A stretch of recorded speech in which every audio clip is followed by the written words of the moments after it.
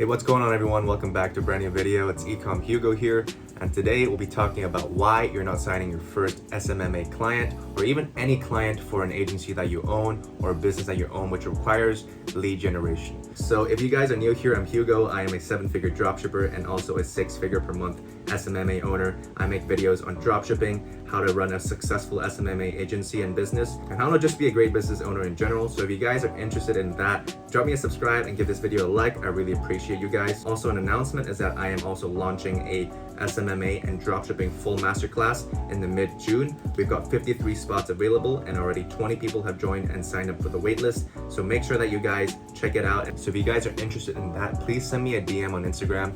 It's right here right now. I'm more active on there and I post updates on a regular basis. So make sure to drop me a follow and send me a message if you're interested in joining the waitlist. The website will be released very soon. And also a quick shout out to these few people who've been commenting on my videos and also providing some video recommendations that I could do in the future. So I really appreciate you guys. So if you guys want to be featured in the next video, please drop me a comment down in the comment section down below.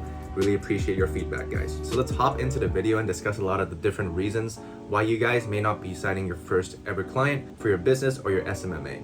So the first reason is because you are talking like how other people talk. So let's say you hopped on a sales call with a founder or a co-founder and you start, trying to close them, right? And then you're starting to diagnose them and asking them a lot of different questions regarding their business, where their revenue is at, stuff like that, which are really important questions, don't get me wrong. But it's also in the way that you talk. They can sense that you're not very confident in your own services by the way maybe you stutter, maybe the way that you say things, tonality isn't really there, you're not very forward with your tone, have like that nice guy type of vibe. But a lot of these business owners see right through that and they kind of sense that, oh, even this guy's not really confident in his own results. Why would I be confident in this guy's results, right? So that's the first reason. And the solution to that is that I have actually practiced in front of the mirror, recorded myself talking beforehand, getting so that the sales call is as smooth as possible. My tonality is on point, and even the script, right? So at first, when I got started with SMMA, I kind of looked through a script, kind of tried to replicate everything that's on a script, try not to miss anything out. But the most important part is to not sound robotic, right? It's not to sound monotonic, right? And robotic. So make sure that you guys do have the script, ingrained in your head, but also make sure it's very dynamic and you can change it anytime in regarding to every single prospect that you meet on the sales call. So that's the first point, is to improve your tonality and improve your confidence on those sales calls. The second issue why you're not getting a client is because of your cold email outreach. So let's say that you were doing cold emails to find prospects and clients for your SMMA agency.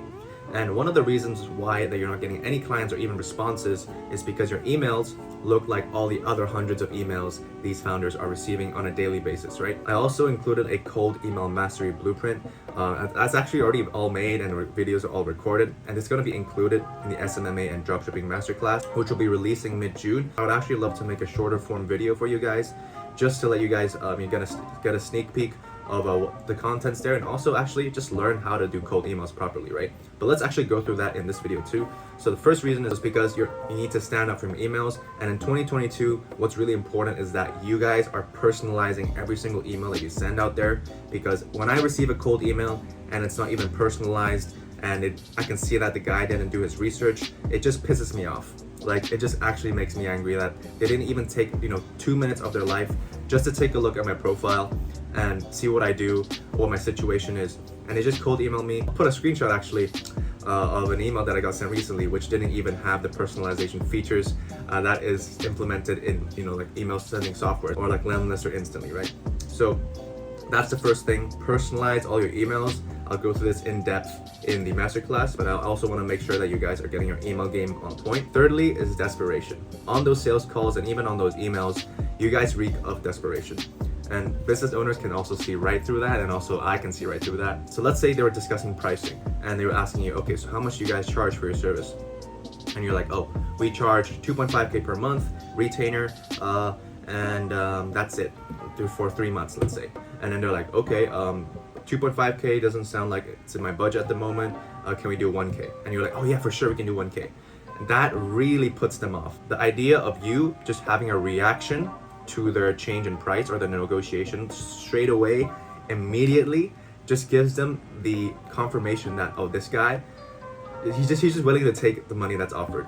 Like, if you're actually delivering a premium service, then you wouldn't really negotiate your price down. right? Because you believe in the value of your service and you know that you can get them results. So my response would be, no, we can't do that. This is our premium service. This is our premium pricing that we do for all our clients. We do not lower our price for any client. And this is what you're gonna get. I'm gonna run you through the offer one more time, see if you're still interested. It's not a matter of pricing, but it's a matter of getting results, right? So that's a really great way to handle that objection. There's also going to be a sales masterclass inside the masterclass that we're providing in June. So make sure you guys stay tuned for that. Fourth reason why you're not signing any clients for your SMMA is because you don't really care about them. Like, they can sense that you don't really care about them and you're only in it for the paychecks. I've known people in the past and even nowadays who own an agency and then they sign a client and they see the signing of the client as the end of the service. Like, as soon as they sign the client, they're like, oh, I got my paycheck. It's time to relax. Actually, the work actually begins after you sign that client. You need to put in even more work after you've signed that client. That's how you really show to these clients that you're actually interested in their business and they'll actually treat you as partners.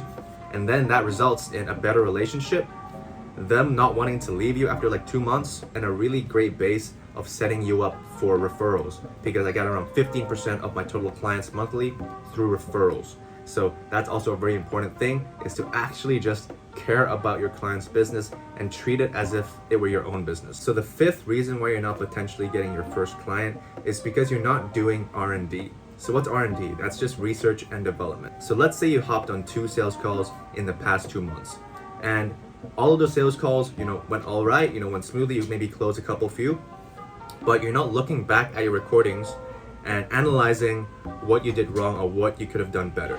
Michael Jordan got good at basketball. He's got talent and he's got everything, right? And he's the best basketball player in the world for a reason, but he got good by watching game film. Like, seeing what he's doing wrong, seeing what others are doing wrong, seeing what others are doing well, see what you're doing well, and see how you can improve upon that, right? He takes notes.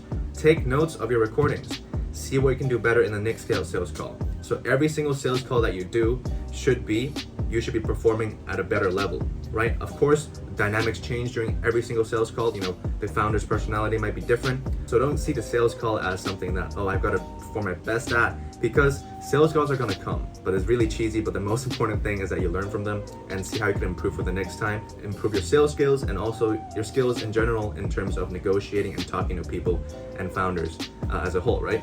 So that's the fifth reason. So what's the sixth reason why you're not getting any clients for your SMMA agency or your agency in general? Is that you have bad habits that you haven't gotten rid of, and the founders can actually see right through this in the sales call once again. So let's say you to always touch your face, or you always sniff like that during a sales call.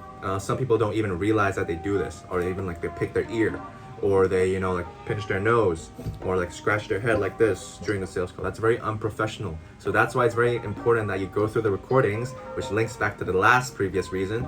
It's because you're not looking at your recordings, and also you're not paying attention to these habits that you're doing on a daily basis. I still have them, don't get me wrong, guys. I also have bad habits. I sometimes have a really big urge to scratch my nose during a sales call, but I actually just hold that in, because it's only 30 minutes of your life. Try not to do those things, right? So that's the sixth reason. And the seventh reason is actually very simple and very straightforward, is you're just not as hungry as you think you are. People DM me on Instagram who come from my YouTube channel, and they're like, yo man, I really need money really bad. I'm really hungry. I'm working for my first client. I've sent 20 emails this week. I personalized every single one of them, but I think it's not working, so I'm gonna change to another form. So I'm doing LinkedIn right now, and I'm like, that's great, man. That's great that you're sending 20 emails per week, but that's nothing compared to the amount that you need in order to get your first client, right? You're just not putting in the work, and you're just thinking, oh, these 20 personalized emails, which took me 2 hours a day to write, they're not working, so let me change over to something else. That sample size isn't big enough. Put in the reps, guys. Actually do at least do 100 emails a week, right? And at least all of them are personalized. Make sure that you guys are actually putting in the work, and then you'll see returns in the back end, right? A lot of guys just think, oh, just because I'm in desperate need of money, that just means I'm hungry. That does not mean that at all. Why do you think? I have people and I have friends who have asked me. So for those of you who have been following me for a while, I just recently came back from a 4-month trip in Europe. So I came back and I didn't see my friends in Hong Kong for a long time. One of these friends have asked me to actually go out to have dinner with him. So I went out to have dinner with him. I haven't seen him in a long time. I wanted to see how he's doing as well. So we had a nice dinner with a couple of drinks. And then, so I went to meet up with this friend, and he was like asking, oh, yo, man, Hugo, what are you doing now, like in terms of like your career and stuff? And like, I'm like, yo, like, I'm doing dropshipping, I'm doing ecom, I'm doing SMMA, and I'm also launching a masterclass soon. So that's what I've been doing for the like past few months and preparing for the next few months. And he was like, oh, cool, man. Do you mind like running me through like how you do it and like what's the steps and like how I can get started? And I'm like, yeah, man, sure, man, I'll definitely help you out. So I told him like my game plan and actually how I did it. And then he was like, oh, cool, man. And then after that, he was like, yeah, I'm gonna get started on it right away, and I'll text you if I have anything that you need. And I'm like, yeah, sure, bet, man, that's cool. And then I offered to pay for the meal, and then he didn't even offer to pay half of the meal or even split the bill. Not even like saying, oh, I got the next one, G, you're good. Like those basic stuff. Like he might be broke, yeah, but I think you should also have the due diligence to actually pay for someone, right? But he didn't even say any of that, and he said like he was really hungry to like work and get some results for me in the next week. He was like, yo, man, I'm gonna get started on this right away today, and I'm gonna see results, and I'm gonna update you next week. He still hasn't updated me yet, and that hunger does not reflect their actions, right? It just pisses me off a lot, right? Just to be frank, like it'll piss me off. Like if people are like saying, oh yeah, man, I'm gonna do this week, I'm gonna hit 10K this week, and their actions just don't match what their words, that pisses me off so much, right? So don't be one of those guys, right? If you're hungry, act like you're hungry. Put in the fucking work, right? And I rarely swear in my videos, but this just really gets me going. Okay, cool. So the next point, which is also one of the most important things, that's also why I asked you guys to stay to the end of this video, is because this one is probably the most important reason of why you're not getting any clients for your SMMA or even your agency in general, is because you're not thinking systems, you're not thinking scale, and you're not thinking automation, right? So automation kind of also does equate to systems, because all systems does automate a lot of things that you have to do, but you're not thinking in terms of, okay, let's take a look at outreach, for example. If you're going to have to, like, let's say you're starting out, I completely get that you need to start finding emails manually, writing those emails as well manually, personalizing them, and taking the time out of your day to research these people. That's completely normal and that's completely fine. I actually am a huge advocate of that when you're starting out. Let's say you get your first client, right? And you want to scale things big. This video is not only based on how to get your first client easier, but it's also to do with how to make finding clients as a process easier and taking weight off your shoulders, right? And saving you time ultimately. So you're not thinking in terms of how would I automate the cold outreach kind of process, right? Hire a VA to do that. Hire a VA to help you find emails, make systems on teaching those VAs on how to find those emails efficiently and effectively, and also how to get those emails sent, right? So use a software to send your emails, and then all you have to do is check your inbox to see if you got a reply.